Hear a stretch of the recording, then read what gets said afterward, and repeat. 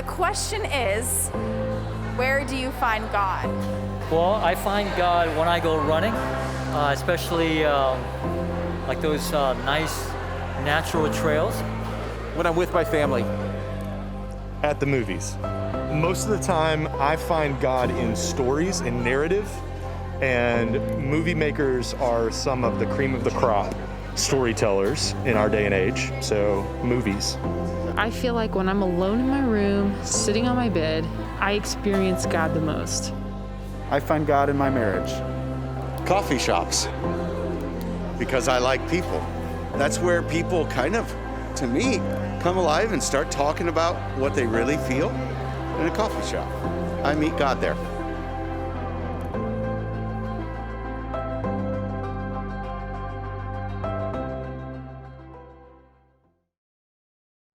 Hey, Forest Hill Church, you know, as we continue to build bridges that connect everyone to dynamic life in Christ, one of the values we use is to always bring our best in everything that we do. We asked you to bring your best back at Christmas Eve while we took up an offering to support our partner churches in the Middle East, North Africa, and you certainly did. So check out this thank you video from our partner church, Resurrection Church Beirut. Greetings from Lebanon, from the Resurrection Church family, from its leaders, staff, and volunteers. I want to thank you for keeping us all in your prayers during these difficult times. We believe that God has placed us strategically at the heart of the Middle East to be present as His body, to make a difference, and to see communities around us transformed by the gospel. In the last 10 years, we have experienced one crisis after the other in Lebanon, but with every one, we were challenged to see it as an opportunity to spread God's kingdom. We are privileged to be part of His miraculous work. On behalf of all the RCB family, we want to thank the leadership of Forest Hill Church and its congregation for your generosity. Thank you so much. Please continue to pray for the church to be a light and a blessing in a dark place. ميرسي على المساعدة وعلى المحبة تبعكم. May God bless you. Thank you so much. شكراً كتير كتير. باسمي وباسم الجميع بتشكركم كلكم شكراً من كل قلبنا. شكراً كتير لكم على المساعدة وبتمنى لكم أيام سعيدة. شكراً على وقفتكم معنا والرب يبارككم. مثل ما أنتم عم تصلونا نحن عم نصلي لكم. ميرسي كتير لدعمكم لنا. بحب أقول لكم شكراً من القلب لأنكم حدنا. لكم شكراً ويسوع معكم. Thank you. شكراً. Merci. Merci كتير.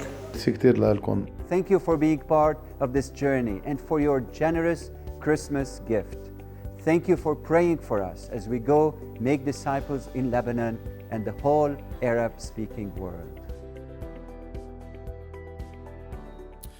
Una de las razones por la cual que siempre los animamos a siempre responder a Dios en alabanza con nuestros diezmos y ofrendas no es solamente porque alaba a Dios y le dice a Dios, Dios mío, mi dependencia está totalmente en ti, no en las obras de mis manos, pero también contribuye a la misión de compartir el evangelio a través de todo el mundo, porque de la misma manera que Dios te ama a ti, también ama a todo ser humano creado en su imagen, y sus diezmos y ofrendas van a muchas misiones a través de todo el mundo, y uno de ellos es ahí en el Líbano. No sé si saben que es dominado mayormente por la religión musulmana, que no tiene nada que ver con Jesús, que si tú estás caminando a las calles y profesas de creer y seguir a Jesucristo, te puede costar tu vida.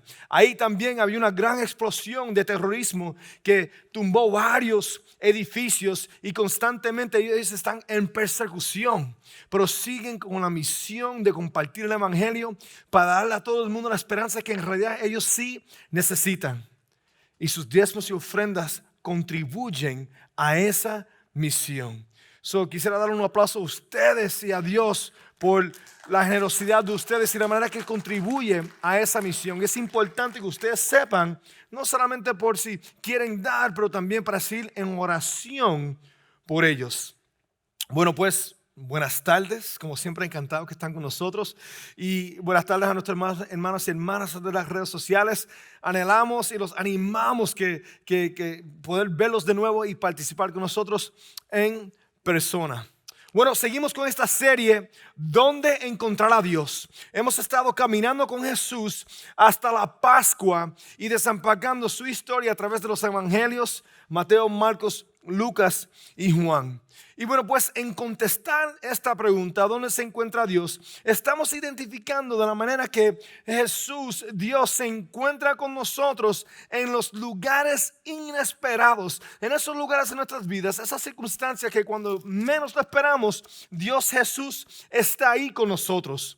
Y ya hemos aprendido que tenemos que ajustar nuestras expectativas de Dios a su carácter y no a lo que nosotros esperamos y no a lo que nosotros queremos de Dios. Al ajustar esas expectativas al carácter de Dios nos da mejor discernimiento sobre cómo podemos encontrar a Dios en medio de nuestras circunstancias, pero también cómo orar, cómo relacionarnos con Dios en medio de eso para también responder al mundo.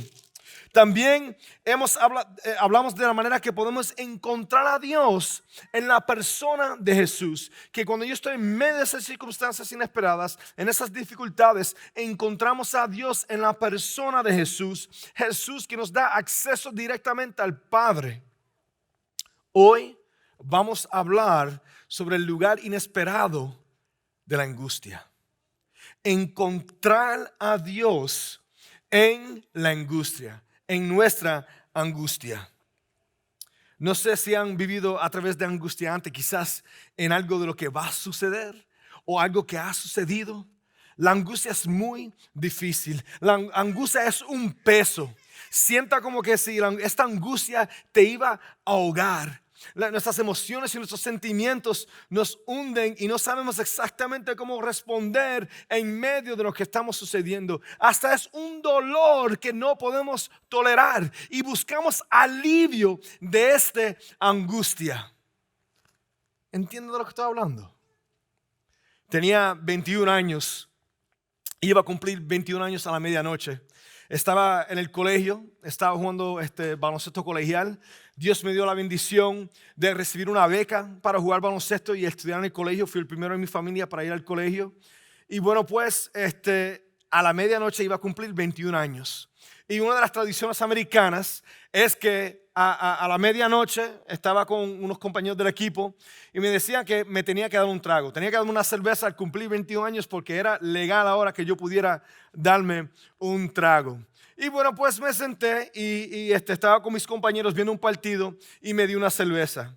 Después de ahí, ellos querían ir a la tienda y yo fui con uno de esos compañeros. Fuimos a la tienda, inocentemente era para buscar comida y él estaba tocando la música bien alta, él estaba manejando.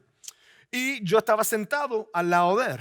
Estacionan el carro en la tienda, él entra, deja el carro prendido con la música en alta y de momento sale un policía, abre la puerta, me saca y me tira encima de la capota y empieza a chequearme para asegurarme que no tengo un arma.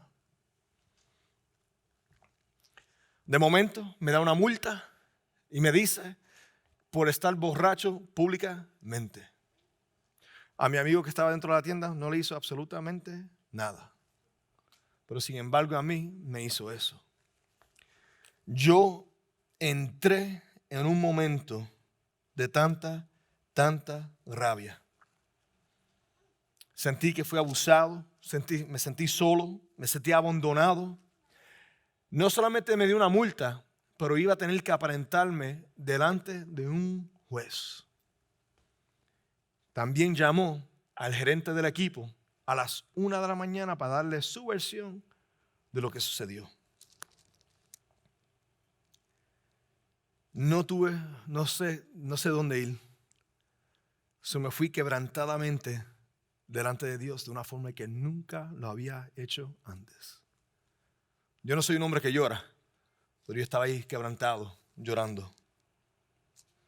¿Has vivido este tipo de angustia y desesperación antes? Algo que te ha ocurrido quizás que te iba a ocurrir. Voy a estar en el libro de Mateo y el libro de Juan hoy, en el libro de Marco también. Y vamos a estar viendo esta época de la vida de Jesús. Pero antes de leer la escritura, quiero dar un poco de contexto de lo que estaba sucediendo.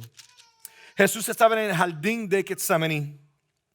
Y este es un jardín que está lleno de árboles de olivo. Y Getsemaní significa una prensa de aceite.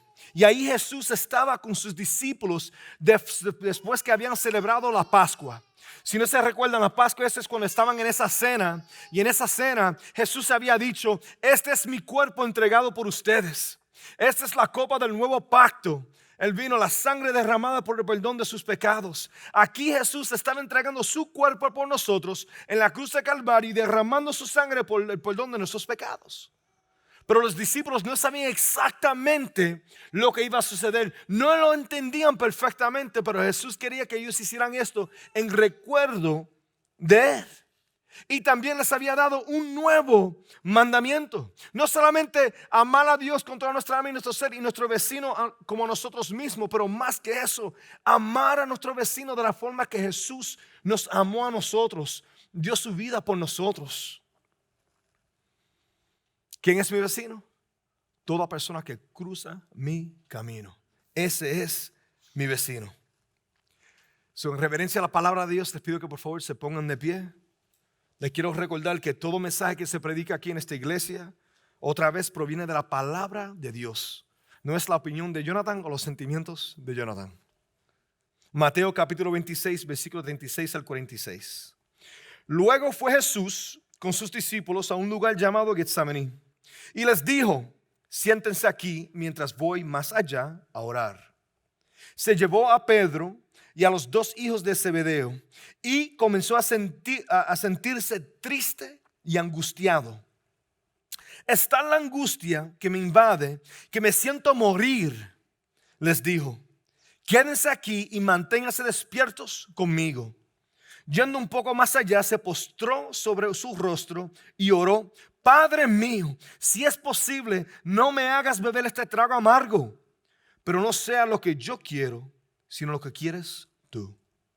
Luego volvió a donde estaban sus discípulos y los encontró dormidos. ¿No pueden mantenerse despiertos conmigo ni una hora? Le dijo a Pedro. Estén alerta y oren para que no caigan en tentación. El espíritu está dispuesto, pero el cuerpo es débil. Por segunda vez se retiró y oró, Padre mío, si no es posible evitar que yo beba este trago amargo, hágase su voluntad. Cuando volvió, otra vez los encontró dormidos, porque les cerraban los ojos de sueño. Así que los dejó y se retiró a orar por tercera vez, diciendo lo mismo. Volvió de nuevo a los discípulos y les dijo, ¿siguen durmiendo y descansando? Miren, se acerca la hora y el Hijo del Hombre va a ser entregado en manos de pecadores. Levántense, vámonos. Ahí viene el que me traiciona. La palabra de Dios, por favor, tomen su asiento. Dios en nuestra angustia. Dios en angustia. Para entender esta angustia, tenemos que entender exactamente qué es lo que Jesús se está confrontando. Primeramente, Jesús se está confrontando a la muerte. Pero esta no es muerte de la forma que tú piensas. Tú ves, esta muerte que se está enfrentando, Él se está tomando sobre Él el pecado del mundo. El pecado de toda persona que ha vivido en la tierra, pasado, presente y futuro, hasta niños y niñas que no han nacido todavía, Jesús ha tomado este pecado sobre Él. Pero no solamente ha tomado el pecado, también ha tomado el peso, la condena del pecado de todo ser humano que ha vivido en la tierra. Tú ves, esta muerte no es como nosotros pensamos. Algunos piensan que, bueno, yo me muero y hay separación entre mi espíritu y el cuerpo y ahí queda. O quizás que me muero y ahí termina la historia. O me muero o voy para el reino de los cielos o voy para el infierno. Pero este no es el tipo de muerte que tú piensas. Tú ves, esta muerte, esta condena que Jesús va a vivir es separación de Dios el Padre y Dios el Espíritu Santo. Esta es una condena que tú y yo no nos podemos imaginar. Es un dolor, es una agonía que tú y yo no tenemos la capacidad de comprender el dolor de esta angustia, los sentimientos, las emociones de esta angustia que tiene Jesús. Tú ves, quizás si llevas casado 60 años con un hombre o una mujer y pierdes a esa persona, quizás tienes mínimo una idea. O quizás si eres un padre o una madre que ha perdido un hijo, quizás tiene una idea. Pero esto sobrepasa dolor y angustia que nosotros podemos comprender. Tú ves, aquí Jesús está luchando con esta angustia en oración con el Padre. Y el sudor, imagínate estar sudando y es sangre que te se salen de los poros. No lo podía aguantar esta angustia. Era tan fuerte la angustia que Jesús estaba a punto de muerte. No solamente dijo que se sentía como se iba a morir, estaba a punto de morir. Fue tan grave que en Lucas 22:43 dice que Dios tuvo que enviar a un ángel de cuidar de Jesús. 100% hombre, 100% Dios, casi a punto de muerte de esta angustia, de esta condena, de esta muerte, de esta separación del Padre y del Espíritu Santo. No lo podemos comprender. Es un dolor inexplicable. Palabras no justifican la angustia que Jesús estaba viviendo. Vemos que Jesús va en oración. Estaba en necesidad de estar a solas con Dios. Pero no solamente necesidad de estar a solas con Dios, pero también esa necesidad de compañerismo. Tú ves, Él no fue solo. Él fue con esos 11 discípulos. Judas no estaba incluido porque ya Judas fue a traicionarlo, pero Él fue en oración en su tiempo de angustia más grande, pero con los discípulos con Él también. Después se apartó más y se llevó a 3 de los discípulos con Él también. Y les dijo que estuvieran cerca de Él en oración, mientras que Él iba en oración con el Padre. Aquí vemos que los discípulos podían dar testimonio de la dependencia de Jesús. Que en los tiempos más difíciles ellos pueden ver que Jesús está en dependencia de Dios el Padre y el Espíritu Santo. Esa relación íntima que Él tenía. También Jesús los está preparando a ellos. Tú ves, porque ellos no entienden perfectamente que Jesús iba a ser crucificado. Para ellos Jesús es el Mesías. Jesús era el conquistador. Él iba a conquistar el imperio romano. Israel de nuevo iba a ser el imperio más grande del mundo. Y Jesús se iba a sentar en el trono como David. Y ellos iban a estar en las papas, como decimos en Puerto Rico. No sabían que Jesús iba a la cruz de Calvario. No lo entendían perfectamente bien. Imagínate Jesús, tu Salvador, todo para ti, crucificado. Imagínate la angustia que ellos iban a tener que vivir, el temor. Jesús los estaba preparando a ellos.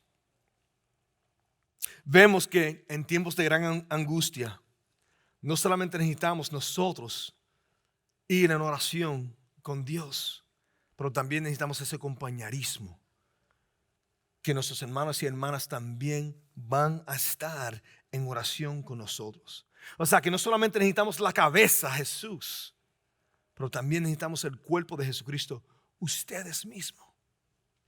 Mira, yo voy a ser honesto. No toda ansiedad es mala. Es bueno tener ansiedad, mínimo ansiedad que nos mantiene alerta a nosotros. Y siempre que yo vengo a predicar, yo siento un poco de ansiedad y reverencia. Pero una de las cosas que me da como idea es que yo sé que hay ciertos hermanos y hermanas que siempre están orando por mí antes de yo subir a esta tarima y predicar la palabra de Dios. Y eso me da a mí ánimo.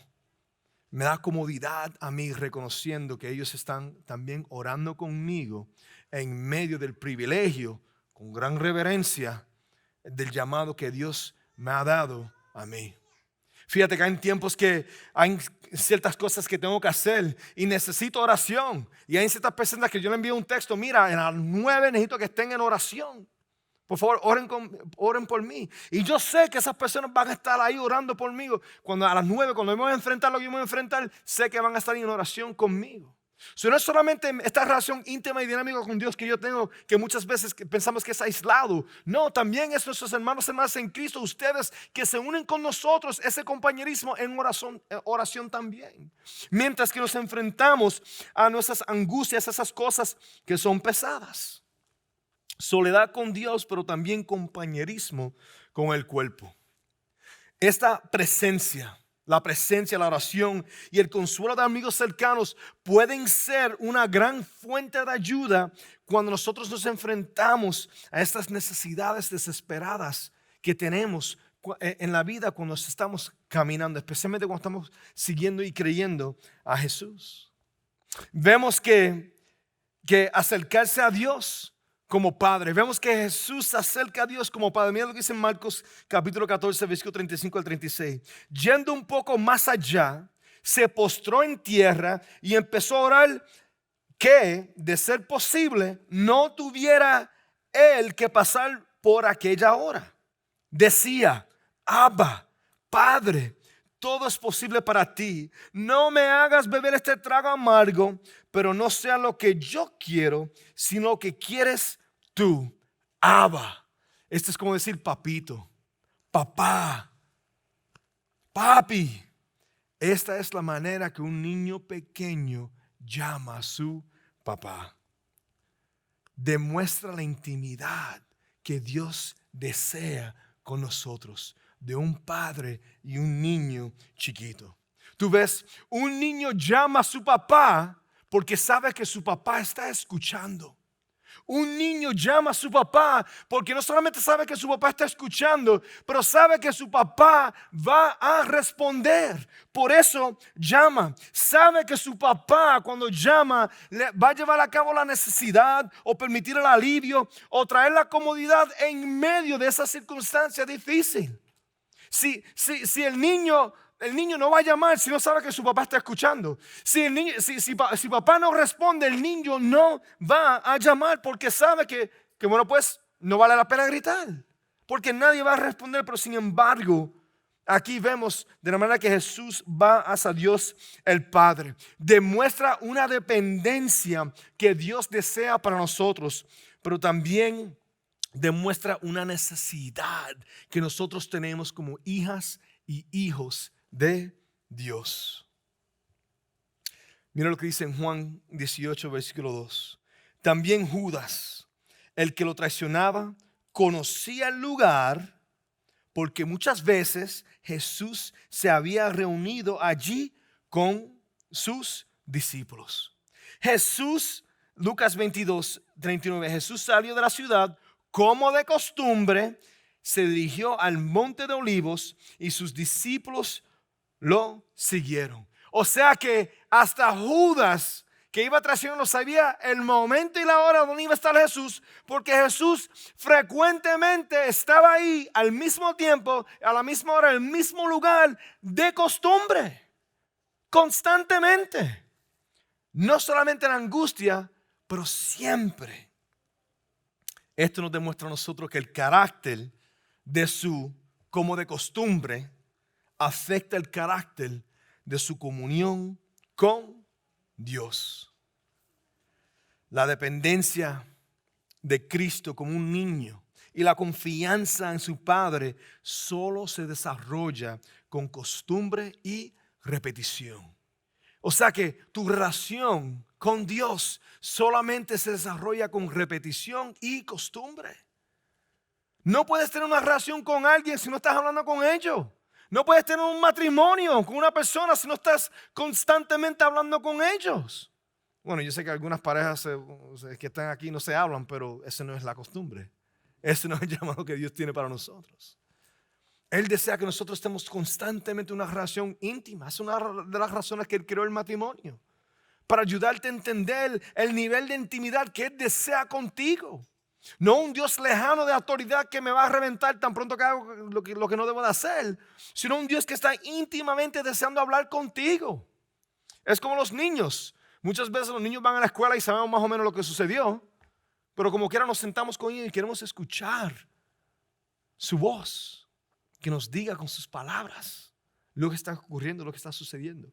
Dios lo sabe todo, pero sin embargo quiere hablar contigo de esa manera. Quiere que tú vayas donde Él, con esa dependencia de un niño. Vemos una persistencia en Jesús. Le pide al Padre hasta 3 veces, constantemente con el mismo tema.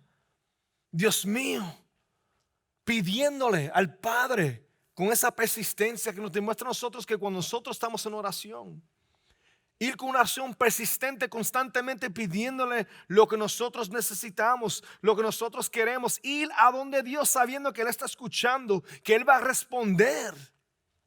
Una persistencia consistente. Derrama tu corazón en Él. Vemos que Jesús se postra delante del Padre, derrama su corazón, un rendimiento total en oración. Jesús se entrega en esta conversación, se entrega en esta oración, le trae al Padre lo más difícil que Él ha vivido en su vida, y Jesús ha vivido por toda la eternidad, y viene a donde el Padre y se postra delante de Él y se entrega completamente. Nos está dando un ejemplo a nosotros. Nos está enseñando y no es una sugerencia. Ese es el tipo de acceso que nosotros tenemos con Dios, que Dios desea que tú tengas con Él. Nos llama a estar alertos y en oración. Esto da testimonio de Dios. Jesús le pide a los discípulos hasta 3 veces que se quedan alertos, viendo lo que está sucediendo y constantemente en oración, estar sobrios sobre lo que está sucediendo en sus vidas y constantemente en oración. Cuando los hombres miran y oran, demuestran una dependencia y una confianza en Dios que está bien fundada. Cuando Dios responde a nuestras oraciones, le demuestra al hombre que nos ama, que se preocupa, y no solamente eso, que libera, nos da libertad a los que verdaderamente lo aman y lo admiran a Él, que tienen esta relación íntima con Él. Si no estamos alertos y no estamos en oración, Dios es fiel en dejarnos caernos de cara.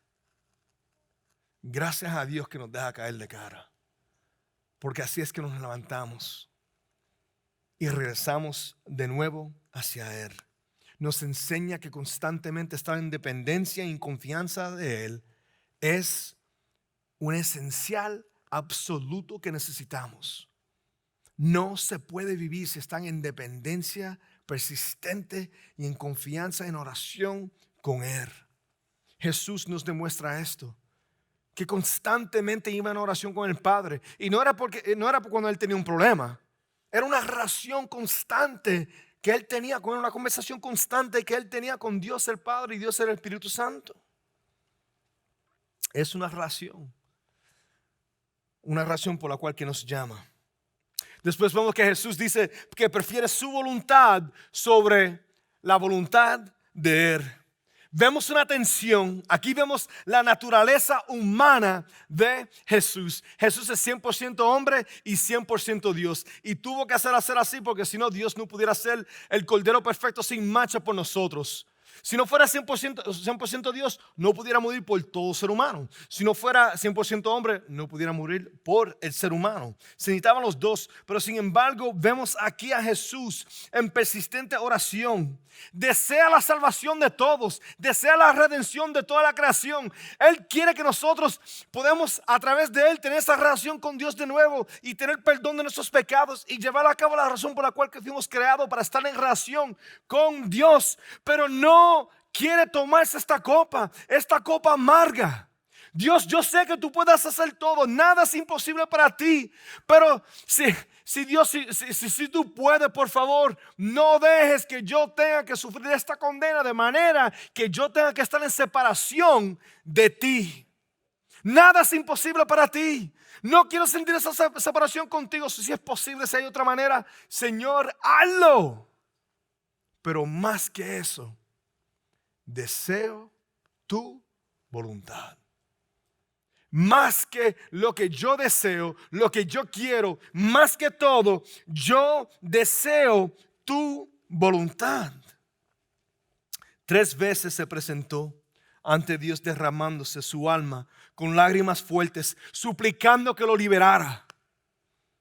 Al hacerlo, demostró perseverar en oración a fin de liberar esta presión agonizante que él estaba viviendo. Dios responde a este tipo de oración. No mi voluntad, sino la tuya. Vemos que Jesús dice, levántense, vámonos.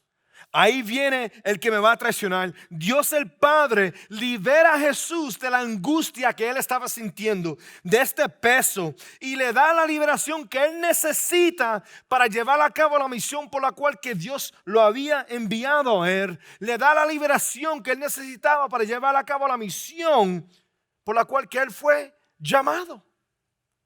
Mira lo que dice Hebreos capítulo 4, versículo 15 al 16. Porque no tenemos un sumo sacerdote incapaz de compadecerse de nuestras debilidades, sino uno que ha sido tentado en todo de la misma manera que nosotros, aunque sin pecado.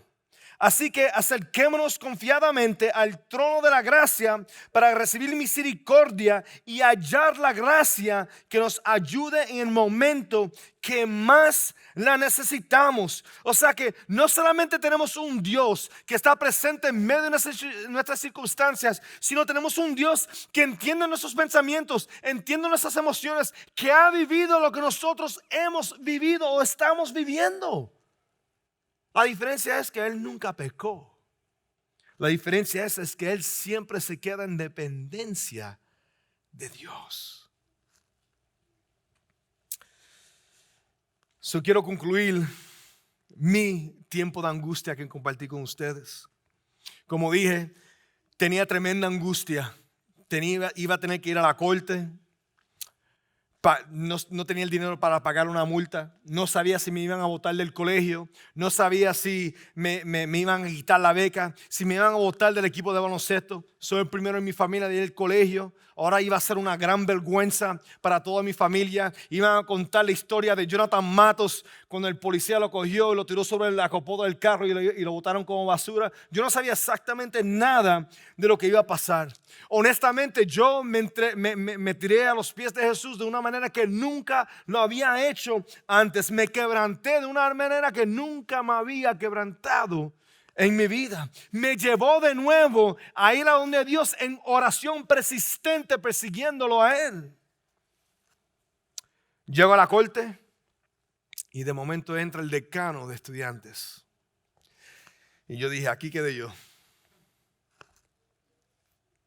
De momento el decano de estudiantes empieza a hablar con el juez. No sé de qué ellos estaban hablando. De momento el juez despide todos los cargos. Se me cae la boca. El decano de estudiantes viene a donde mí con una sonrisa, pone su mano en mis hombros y me dice, hijo, no te preocupes de nada. Milagro. No lo pude creer. No lo pude creer. Pensé que ahí había quedado todo y esas eran las consecuencias de lo que había sucedido. Pero cuando fui para el gerente de baloncesto, me dice, viene, por 2 semanas te toca lavar la ropa del equipo entero. Yo dije, ándate. Prefiero que me hubieran botado de la escuela, embuste. Dios no le dio a Cristo lo que Él pidió. No le quitó la experiencia de estar en separación de Dios el Padre y Espíritu Santo, el dolor más grande que una persona puede vivir. Cristo tuvo que vivirlo, pero Dios respondió a su oración. Dios le alivió la agonía que él estaba viviendo y lo fortaleció para llevar a cabo la misión de pagar el precio de nuestros pecados. Dios le impidió fallar. Se aseguró que Jesús no iba a fallar. La lección es clara para nosotros. Dios a veces responde nuestras oraciones con un no. Pero Él nos fortalece y nos da algo mucho mejor. Dios a mí me dio la fortaleza para enfrentarme a las consecuencias de mis pecados y de mis decisiones. Me demostró que Él siempre está conmigo, aunque cuando yo no menos lo espere. Me llevó de nuevo a vivir en dependencia total de Él. ¿Cuál es la aplicación para nosotros en el día de hoy? ¿Cómo es esto? ¿Cómo es que este ejemplo, esta manera de la vida de Jesús se aplica a nosotros en el día de hoy? Primeramente, en medio de nuestra angustia y nuestras tribulaciones, tenemos que persistentemente buscar de Dios en oración. No solamente una vez, pero una y otra vez, y otra vez, y otra vez. Reconociendo que el Padre es fiel de escuchar y de responder. Y aunque es un no, sabemos que Él está respondiendo como quiera y es lo mejor para nosotros. Que su respuesta es siempre lo que nosotros necesitamos. No lo que queremos, pero lo que necesitamos. Y es lo mejor. Que nunca estamos solos. No importa cuán malo esté la situación, cuán grave esté la situación o cuán agria esté la piña, Dios está ahí contigo. Especialmente cuando estamos dependientes de Él. En tiempos de gran angustia, sí necesitamos a Dios, sí necesitamos estar en oración con Dios, constantemente, persistentemente buscando de Él y orando y pidiéndole. Pero también con el cuerpo de Cristo orando con nosotros, cerca de nosotros. Es tan importante, no solamente la cabeza, pero también el cuerpo de Cristo en oración. O sea que no solamente lo que ocurre aquí el domingo, también importa lo que ocurre de lunes a sábado cuando el cuerpo está junto en alabanza y en oración. Porque estamos con mucha angustia, muchas tribulaciones, muchas circunstancias difíciles. Pero sabemos ahora cómo responder en dependencia de Abba, de Papito, de Dios.